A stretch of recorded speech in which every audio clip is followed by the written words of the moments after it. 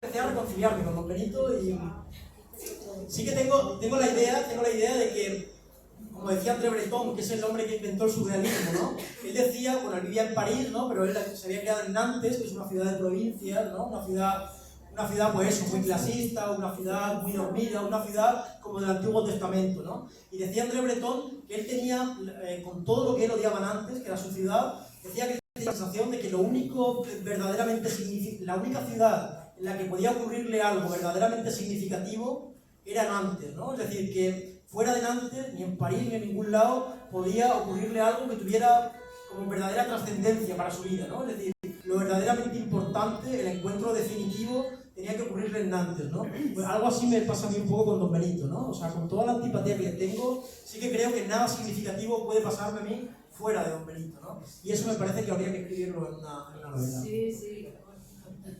A ver, lo de la gran novela dombenitense viene de la gran novela americana, de Don Belillo y toda esta gente, pues un término que además lo ponemos hasta con siglas a veces. Siempre con la mayúscula. Sí, lo ponemos en mayúscula. Y a él es verdad de la avenida, le gusta ir a avenida para arriba, avenida para abajo, otro día a lo mejor plantea una excursión al norte o a la avenida. O sea, está siempre plantea excursiones por la zona, ¿no?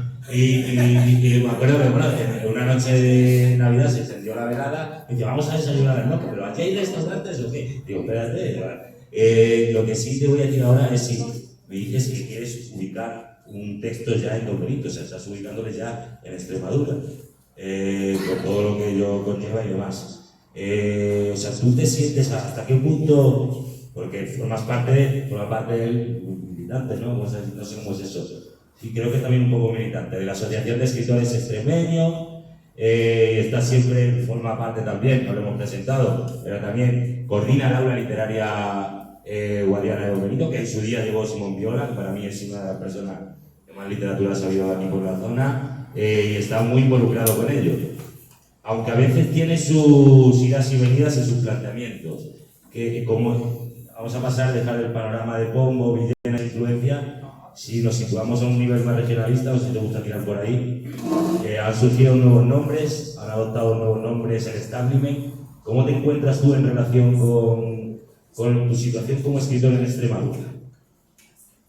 Bueno, a mí me parece que, toda literatura en el fondo es autobiográfica. Yo he reunido siempre la primera persona, es decir, no me gusta el formato del diario, yo iba paseando por la avenida, me encontré, no, es ese formato de la primera persona que, ha dado obras que yo admiro muchísimo. Francisco Umbral, que es uno de mis escritores favoritos, ha cultivado la primera persona, le ha dado 40.000 vueltas, ha escrito 80 veces el mismo libro, porque, tiene 120 libros.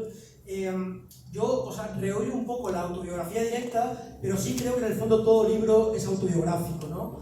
Claro, pero lo que pasa es que hay que entender la autobiografía en un sentido amplio, ¿no? Es decir, una autobiografía no solamente entendida como lo que a ti te ha pasado, sino todo lo que has leído, lo que has visto, todas las imaginaciones, ¿no? Creo que la realidad y la fantasía se deben mezclar, ¿no? En la literatura y en ese sentido, claro, Extremadura pues, tiene que salir en la literatura de una persona que vive en Extremadura, ¿no? De hecho, quiero decir, uno puede situar, eso también lo había pensado, ¿no? Uno puede situar su novela en el parque parisino de Monceau y que en realidad está escribiendo en el Parque de los Patos, ¿no? Eso puede pasar, ¿no? O sea, cuando Robert Louis Stevenson escribe el extraño caso del Dr. Jekyll y Mr. Hyde, él lo sitúa en Londres, pero está hablando de Edimburgo. Y las descripciones que hace de las calles corresponden a Edimburgo, no se corresponden con Londres, ¿no? Aunque esté ambientado en Londres, ¿no? Bueno, pues a mí eso sí me pasa mucho, ¿no? Es decir, yo puedo hablar, no sé, de la Plaza de los Cubos, ¿no? Que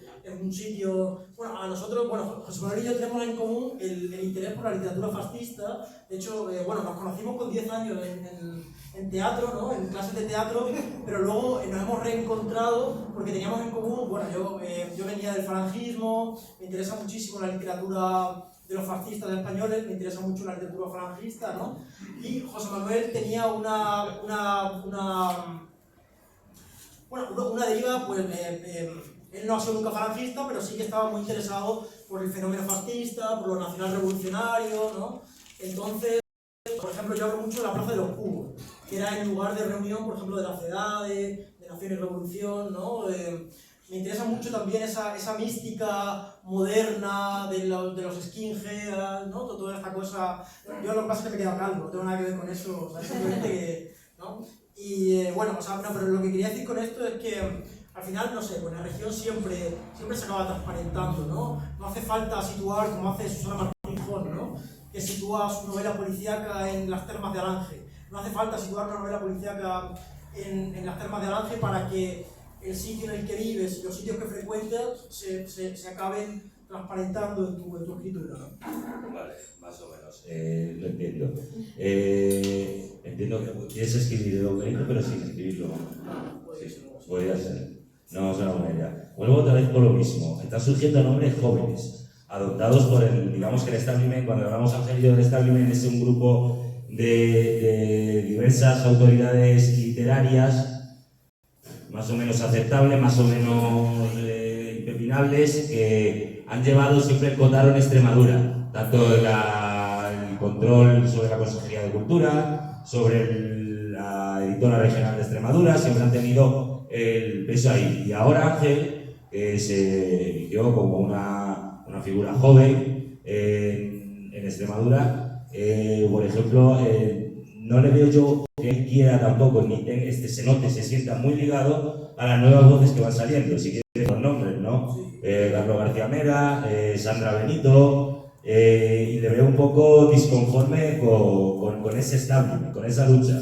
Él pertenece más también un poco al grupo de Mario Martín, Julio César, y parece que quieren, yo creo que ellos consideran que esa literatura puede estar anquilosada y quieren transgredir en cierto punto. No te ves liderando aquí no te ves liderando el cotarro en Extremadura así en el futuro, por decirlo, no tienes ambición, tienes que tener ambición porque siempre me has dicho que te gusta mucho la moqueta, ¿no? Me gusta mucho. Claro. A mí me habría encantado hacer, por ejemplo, en los años 30 y haber sido un intelectual en los años 40, ¿no? Un intelectual del régimen, ¿no? Yo habría estado estupendamente en el régimen franquista, me habrían dado mi despacho, yo habría estado allí en mi negociado, ¿no? Y habría sido pues, un pope de la literatura franquista, ¿no? Yo tengo vocación de escritor del régimen, yo te lo he dicho siempre, me da igual que el régimen sea el régimen socialista, es decir, o sea, yo puedo... Yo me puedo llevar bien con la Consejería de Cultura, ¿no? Lo que pasa es que no me quieren nada, no sé por qué, pero a mí la Consejería de Cultura no me quiere nada. Ni en la Asociación de Escritores Extranjeros tampoco me quieren demasiado. En el aula he entrado pues, por eso, porque me propuso Simón Viola, y por eso he entrado en el aula Guadiana, pero es verdad que no me quiere a mí el oficialismo. Yo quiero mucho el oficialismo, pero ellos no me quieren a mí. Yo de verdad que lo que quiero es cobrar del erario público, pero ellos no me quieren, no sé. Otra cuestión también importante, ahora que lo dices, hay una cosa que en Ángel, fundamentalmente en el libro más grueso, nadie se ha detenido en. O sea, se han hecho. ¿Cuántas reseñas tienes contabilizadas? Sean 10, iba a decir yo, 10 aproximadamente, 10. A ver, espera. Nadie ha reparado, eso lo hemos hablado hasta el primer momento, nadie ha reparado en una cosa que hay en el libro de Ángel, que es, bueno, supongo que alguien lo ha reparado, pero no lo puede escribirlo. Es algo que yo fue lo primero que le pregunté cuando me dio el libro, que de hecho el libro me diste aquí. Un día mañana aquí, sí. Yo no sé, a ver dónde puede estar normalmente, yo no sé si fue cosa tuya, fue el editor. Entre paréntesis, en el libro de Putitos aparece el nombre o el apellido más bien de un escritor, con sus letras puestas ahí entre corchetes, o lo que dice más o menos entre corchetes. Esa cosa de ponerlo en mayúscula me dijiste que fue del editor, no tuyo.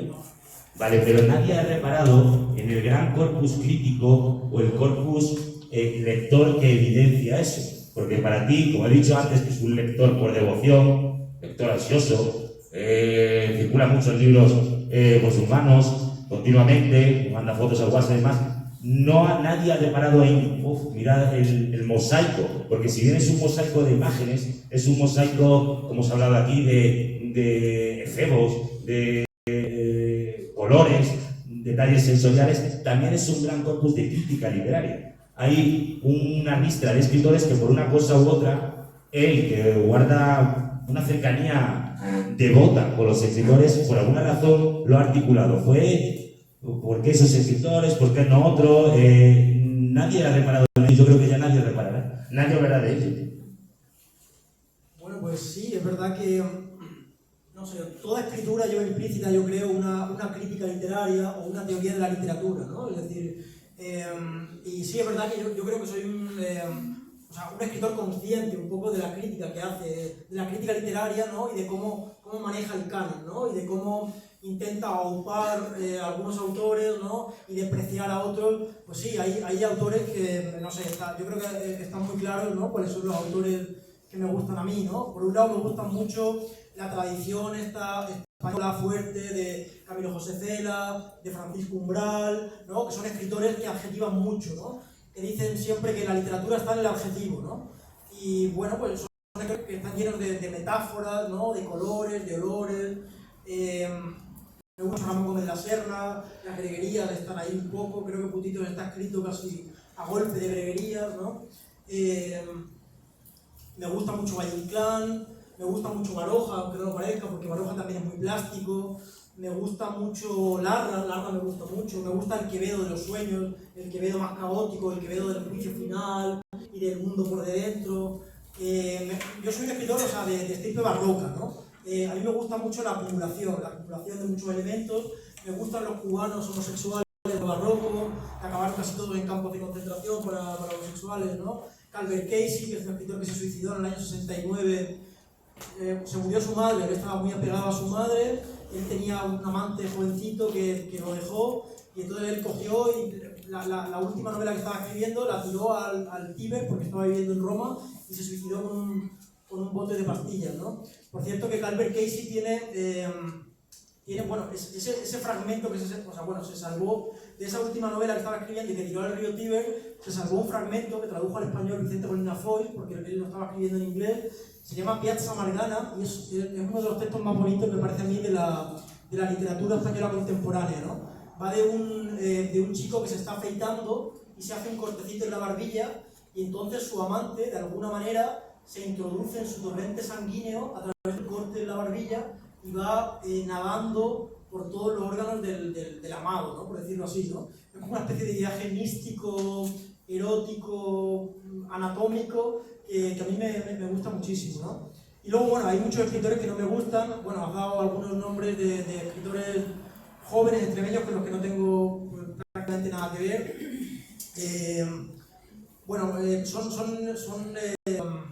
Son sobre todo discípulos de los poetas extremeños un poco del régimen, ¿no? Son discípulos de Álvaro Valverde, que a ti te gusta, discípulos de Basilio Sánchez se llama, ¿no? Son discípulos de Santiago Castelo. Bueno, son poetas muy así como muy esencialistas, ¿no? Muy reflexivos, un poco amanerados, utilizan mucho la palabra acaso, ¿no? Acaso, la duda, no sé qué, ¿no? Y hablan así como de cosas muy abstractas.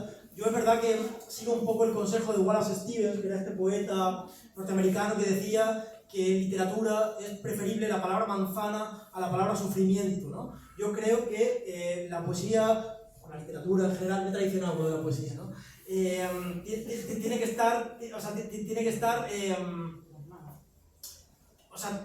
llena de cosas que se puedan tocar y se puedan visualizar, ¿no? Porque si hablamos porque el sufrimiento me dejó tu ausencia, no sé qué, yo no me entero de nada, yo no sé, no estoy viendo nada, no se crea una imagen, ¿no? O sea, mi imaginario no concreta en nada y eso no me interesa, ¿no? Entonces, esa poesía discursiva, ensayística que puede hacer esta gente, no sé, ¿no? Que me perdonen también un poco porque hemos dado aquí un par de nombres de gente que es más o menos de nuestra edad y que no tengo tampoco nada contra ellos, ¿no? De hecho, bueno, a Sandra Benito la conozco porque un día ella leyó un fragmento de su novela y yo me levanté indignado y dije algo así como, vaya mierda. Entonces, y estaba a mi lado su editor, que era Paco Najarro, el editor de Reel Editores. También te la vi con él. No, muy mal, por eso. Pero yo no sabía que era el editor, ¿no? Y entonces luego me acerqué a Sandra y le dije, oye, que me ha gustado mucho tu novela. Y entonces me dijo ella, ay, muchas gracias, ¿no? Y estaba al lado del editor, ¿no? Me estaba mirando los ojos como planos, pero este tipo tiene una cara increíble, ¿no? Pero bueno, y a Carlos, que es el otro que han mencionado, bueno, he leído su único libro que se llama El contorno del eco, él es de Don Benito, él estudió en el Donoso Cortés o en... Yo creo que sí, no sé. Es una poética muy clasicista, luego él es muy progresista, muy avanzado socialmente y muy activista de muchas cosas, ¿no? Pero su poesía es un poco, bueno, pues conservadora, ¿no? Y a mí me interesa un poco porque en literatura es lo único en lo que soy vanguardista, porque luego soy un señor muy de derechas, ¿no? Sí, cuidado con esto, ahora vamos a tratar un poco este asunto, porque a la gente yo creo que le hace un poco de gracia. Yo no me refería estilísticamente, me refería a ser dueños del cotarro, porque en algún momento determinado Álvaro Valverde y los hermanos Salgado se van a ir y parece que se está preparando el relevo. Y yo me refería como tú te gusta la moqueta y demás. Otra cuestión importante, si la literatura que persigue Ángel es un poco visual, esto de los paréntesis, los nombres en grande, tú te dices, es un libro como se ha hecho de folleteo, de maricas, y de repente aparece el nombre ahí de un referente de la intelectualidad falangista. Esto es un choque, es una provocación. Está hecho también de manera, digamos que deliberada. Todo esto que tú te presumes como hombre de derechas. ¿Tu lectura te han abocado a ser un hombre de derechas? ¿Tú de derechas? No, un poco para que se entienda, ¿no? O sea, yo ya digo que vengo del falangismo y que mi educación sentimental está conformada un poco por el catolicismo y por el falangismo. Pero luego es verdad que no soy especialmente de derecha, ¿no? No me ves tú ahí, ¿no? De derecha en el sentido de que, bueno, yo soy bastante corbatero, me gustan las corbatas, me gustan los zapatos, por eso digo que soy de derecha, pero tampoco, no.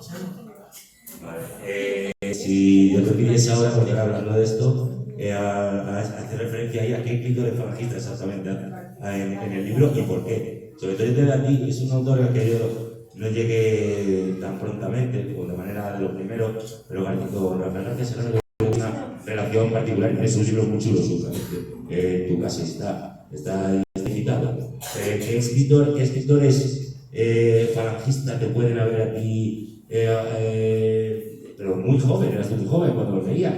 16, 18 años, leías tú, eso pues no sé cómo llegó a tu sazón. Dale. Bueno, es que hay una cosa que a mí me hizo mucho daño, que fue un canal de televisión que yo veía cuando tenía 12, 13 años, que se llamaba Intereconomía Televisión, y eso hizo muchísimo daño en mi formación. Bueno, ahí hay un tertuliano que se llamaba Eduardo García Serrano, que era el tipo más ultra y más carca que había, y era mi favorito, ¿no? Era como los cromos, ¿no? Era mi favorito, porque yo siempre he tenido este afán como coleccionista, ¿no? Esta cosa de cosificar, ¿no? Eso es otra cosa que me ha echado la crítica en cara, ¿no? Que cosifico los cuerpos, ¿no? Es decir, que los cuerpos en mi libro están tratados como mercancías. Bueno, pues eso es cierto. Cosifico a la gente en el sentido de que me gusta coleccionarlos, ¿no? Por ejemplo, mis amigos, la mayoría son todos muy monstruosos. Me gusta coleccionar monstruos, ¿no? Tengo vocación como de dueño del circo del siglo XIX, ¿no? Me gusta tener amigos raros, me gusta tener amigos que pesan 170 kilos, me gusta tener amigos, no sé, y sobre todo amigos extravagantes, ¿no? Entonces, bueno, o sea, volviendo un poco al tema del falangismo, ¿no? García Serrano padre, es un escritor que me interesa mucho, ¿no? Es verdad que llegué a él a través del hijo, pero me gusta mucho porque es un escritor, ya digo, aunque sea muy conservador y muy de derechas en el fondo, formalmente es muy vanguardista. Es un escritor que también escribe a golpe de breguería, es un escritor muy directo, es un escritor muy sensorial, ¿no? No sé, por ejemplo, cuando me decían, ¿no?, si los putitos eran reales o los putitos estaban inventados, ¿no? Yo lo que hago al final es mezclar recuerdos y mezclar cosas de la realidad con lecturas, ¿no? Así, por ejemplo, hay un fragmento que dice, en putitos, ¿no? Dice: teoría general de Pablo, el culo suave y la cabeza hinca, el anillo plateado de la nariz y el otro más oscuro del anular derecho. Lleva ropa vaquera, pantalones y sobrecamisa y zapatones acharolados. Lee a Concha Espina y se droga con bebedizos de colores mareantes, frambuesa, amarillo, pollo. Es el verdadero chino del dolor, con su cara vertical y asustadiza. Pues aquí mezclo a una especie de kinky, ¿no? A un tipo puramente poligonero, ¿no? Pero lo saco leyendo a Concha Espina, que es una escritora tradicionalista, ¿no? Que luego acabó muy vinculada a la falange, que tiene una novela estupenda que se llama La Esfinge Maragata, que es una novela romántica, ya digo, del estilo de las de Jane Austen, pero situada en León. Es una delicia, ¿no? Y luego, por ejemplo, de García Serrano, cito... Bueno, García Serrano tiene novelas estupendas, como por ejemplo La fiera infantería, que es una novela sobre la guerra civil estupenda, Plaza del Castillo también, y el diccionario de un Maputo. Tengo las primeras ediciones dedicadas a Eduardo.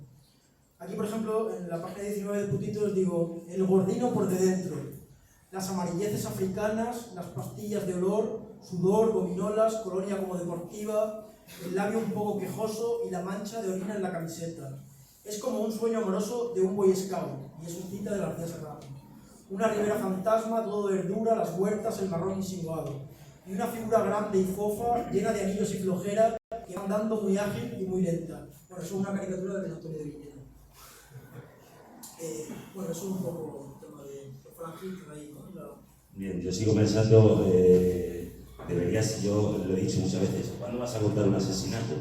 Yo lo he pensado, digo, me manda alguna, dice, mira lo que estoy haciendo ahora, le he metido estructura verbal a este texto, digo, cuenta un asesinato, cuenta un asesinato. Yo sigo esperando eso, porque aparte de todo eso de que hay, para ser novelista se necesita tener una salud, eso, para ser bueno, vale que estás perezoso, pero un comentario que hizo María, cuando estábamos aquí el otro día, ella dijo, dice, con todo lo que tú has leído, que es lo mismo que he dicho yo, que una persona como te puede salir una cosa interesante, tanto ella como yo estamos, yo lo noté también, un poco que pases a la otra dimensión. Permíteme que te dé la lata, tú también aceptó mucho eso de la estructura verbal, lo otro, y yo creo que ella lo dijo, dice, con todo lo que has leído puedes salir una cosa chulísima.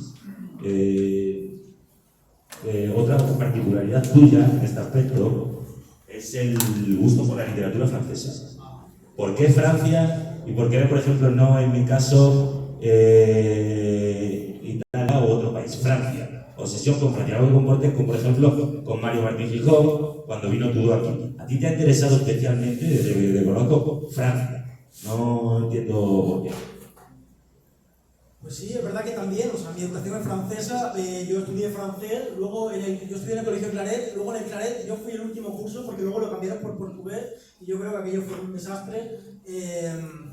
Sí, me gusta mucho el francés, me gusta mucho la musicalidad del francés y luego la literatura francesa. Antes hablabas de los decadentes, ¿no? De Baudelaire, ¿no? Toda esta gente que tiene como una especie de nostalgia del fango, ¿no? Estos escritores que se revuelcan en el barro, es el caso de Baudelaire, es el caso de Rimbaud. Bueno, a mí me han marcado mucho todos esos escritores, ¿no? Rimbaud es el niño poeta que a los 19 años ya lo había escrito todo, había escrito 2 libros absolutamente geniales, Una temporada del infierno, Iluminaciones, y después se largó a África a traficar con esclavos, ¿no? A mí es un escritor que me apasiona, ¿no? Y que aparece, por cierto, aquí en un fragmento de la traducción, en la página 18 aparece de la traducción, 18 y 19, ahí aparece, por ejemplo, Rimbaud. Bueno, hay un fragmento aquí que dice, es el guateque amarillo, y pregunta Pombo, ¿cómo se llamaba este chico pelirrojo que era muy grande y tenía que tener también una polla muy grande y muy fuerte? Era Rimbaud. Perkins en bata hacía las pociones. Una habitación con vistas al culo amarillo y dulce y con granitos, redondo y húmedo como una ciudad vieja. Hay niebla y cosas, el verdín, una gárgola indefinida con la boca medio abierta. Bueno, me gusta mucho utilizar, ¿no? Utilizar a mis escritores favoritos, ¿no? En el cuerpo del poema, si es que son poemas, o en el cuerpo de la novela, si es que es una novela malograda o feminizada. Sí, bueno, metaliteratura, como lo quieras llamar todo, sí, pero también es trabajo un poco. Eso hay que saber también preparar y debe ser más especializado todo el mundo. Eso es otro dato que te dije yo en la materia de públicos, lo del asunto del corpus crítico, el mosaico de escritores que hay ahí. Hablando del mosaico de escritores y demás, y veo que antes a la gente se ha reído mucho con ello, pensando si me voy a ir un poco. Alguna anécdota como por ejemplo de esta de Pombo, que vas a contar la de Pombo. Sé que tuviste una discusión con Villena que muchas veces, siempre que tengo ocasión, te pregunto por ella, que ahí... Es curioso, imaginaos una discusión con el Antonio de Villena, con la bibliografía que tiene el Antonio de Villena, quién es el Antonio de Villena, en la Plaza Roja, ahí de Don Benito. Claro, esa es la gran novela Don Benitense pura y dura, ¿no? Si tú puedes sorprender aquí, o cuando alguien te vuelve a ver por la calle y digo, oye, me contó una vez un escritor lo que le pasó, algunas sí, si yo conozco alguna, no voy a contarla, a lo mejor que decidas tú, algo de alguna extravagancia fuerte con algo. Lo de Pombo está curioso, eso de Pombo que tiene muchas también. Y el Saboraga, no te hago nada. Sí, o sea, por ejemplo, Álvaro Pombo sí que decía, ¿no? Es decir, cuando leyó el libro, ¿no? Me dijo, pero bueno, chico, me dijo, tú eres un católico, me dijo, tú eres un cristiano de la peor especie, ¿no? Me dijo, eres un cristiano de la peor especie, ¿no? Yo le dije, Álvaro, ¿cuál es esa especie? ¿No? Y me dijo, eres un molinosista, ¿no? Un molinosista de Miguel de Molino, ¿no? Que era este místico herético, ¿no? Que acabó condenado por la Santa Inquisición porque él creía que, bueno, era un protestante, ¿no? Porque creía que no había que hacer buenas obras, ni siquiera había que rezar, ¿no? Él decía que simplemente había que comunicarse con Dios a través de la nada, de no hacer nada. Yo, que soy un perezoso nato, a mí esa teoría me encanta, claro. El tema de comunicarse con Dios a través de la pereza, ¿no? A través de nada, de no hacer nada, ¿no? Estar en casa, no pensar, no moverse, a través de la contemplación pura, ¿no? Yo creo que en Putitos hay algo de eso. Los Putitos de mi libro no se mueven, como mucho se revientan un grano, ¿no? No hay acción, no hacen nada, ni siquiera copulan, ni hay sexo, ni hay transacciones, no hay dinero tampoco. Pero en un pasaje, ¿no?, en el que se habla de unos 70 euros, tampoco hay una transacción económica. Son unos putitos muy caseros, ¿no? Sí, ¿no? O sea, muy contemplativos, ¿no? Y bueno, Álvaro Pombo, no, es que lo que iba a contar, bueno, es que, pero eso no tiene gracia porque es que el hombre está en malas condiciones. Entonces, eso fue simplemente, ¿no?, que cuando me dijo que mi libro era repugnante, ¿no?, don Álvaro, que tenía un pañal, ¿no?, pues como que se hizo caca encima, ¿no? Y a mí me parece que esa fue como la forma que tuvo de protestar con todo su cuerpo, ¿no?, contra mi libro, ¿no? Protestó con los esfínteres, ¿no? Se vació allí, ¿no? Me parece. Pero bueno, eso supongo que es una cosa, pues, de la edad y de la... Sí, una cosa, ¿no? Y decía, pero bueno, es verdad que las personas somos así, somos repugnantes, estamos llenos de basura y de granos y de... Pero yo creo que a él lo que le molestó del libro era que como que había una mirada cosificadora, ¿no?, sobre los cuerpos, ¿no? Como que había una mirada era como una galería del coleccionista, ¿no? Como una vitrina, ¿no? Y como que los cuerpos estaban exhibidos ahí. Y él pensó que eran cuerpos reales y que era muy cruel por mi parte decir, este tiene 4 granos aquí, este le pasa esto y este no sé qué, ¿no? Pombo lo leyó un poco en esa clave y yo creo que eso fue lo que le molestó, ¿no? Porque él tiene la obsesión ética, ¿no? Él tiene la obsesión de portarse siempre muy bien, hacer siempre lo correcto, ¿no? Y yo creo que también tengo un poco esa cosa de escritor ético, pero en mi libro es verdad que prima más como la vertiente estética, ¿no? La cosa estética y la cosa colorista, ¿no? De colores, de sabores. Precisamente Gabriel Fernández creo que inició su poesía y todo lo que lideró buscando un ideal ético en su literatura. A ver, son términos un poco abstractos. Hablando de este tema, ¿os acordáis de esto cuando Luis Antonio de Villena, no? Lo de Luis Antonio de Villena fue muy bueno porque eso no sé si será verdad de Luis Antonio o no. Cuando se trajo a Luis Antonio de Villena aquí, yo planteo la cuestión y digo, ¿y cómo viene? En un alza. Se le trajo en un alza y yo le dije, digo, pues Luis Antonio de Villena, montado en un autobús de esta línea Madrid-Don Benito, para que le dé una apretón ahí por la lagartera o lo que sea. Y me dijo que Luis Antonio de Villena era la primera vez que me he montado un autobús, eso fue así, ¿no? Dice, ¿qué tal estás? Aquí en el carro. En el carricoche, querido. La relación con Luis Antonio de Villena sigue y me pasó la otra noche en Madrid, ¿lo puedes contar o no? Sí, a ver. Luis Antonio de Villena lo que pasa es que es muy mala persona y bueno, es un hombre muy divertido, con el que se puede hablar de cualquier cosa, que ha leído muchísimo, de verdad que es uno de mis escritores favoritos, ¿no? Pero es bastante intratable, bastante impresentable, ¿no? Entonces cuando lo trajimos aquí, ¿no? Pues... se enfadó conmigo porque dije que su amigo Javier María tenía las manos como sapos, ¿no? Fue por eso. Y se puso a temblar y se puso rojo, ¿no? Y bueno, ahí la verdad es que, ¿no? Yo tuve que... Yo relajé un poco, tampoco mucho, bien, tampoco... No, bueno. O sea, yo estaba ahí un poco... También lo que pensabas. No, y bueno, aquello fue un poco... No, pero con Luis Antonio de Villena bien, ¿no? Por ejemplo, una de las últimas veces... Sí, la presentación. Bueno, la semana pasada, no, la anterior, estuvimos en Madrid, presentamos este cuadernillo en una librería de Madrid y Luis Antonio de Villena vino como público y bueno, intentó como reventarme la ponencia, ¿no? Estaba continuamente, ¿no? Como protestando y tal, ¿no? Y yo le contestaba y al final pues le tuvo que decir el dueño de la librería que se saliera, ¿no? Le dijo, pero, porque es que luego se altera, ¿no? O sea, quiere provocar, pero luego si se le contesta se enfada mucho, ¿no? No, pero bueno, Villena es un escritor interesantísimo, tiene una obra poética que a mí me interesa mucho, Sublime Solarium, que es el primer libro, es una delicia, hímnica, ¿no? Que es ese canto al cuerpo elástico del muchacho, ¿no? Que es una, no sé, es como una reencarnación, ¿no? De un griego arcaico, ¿no?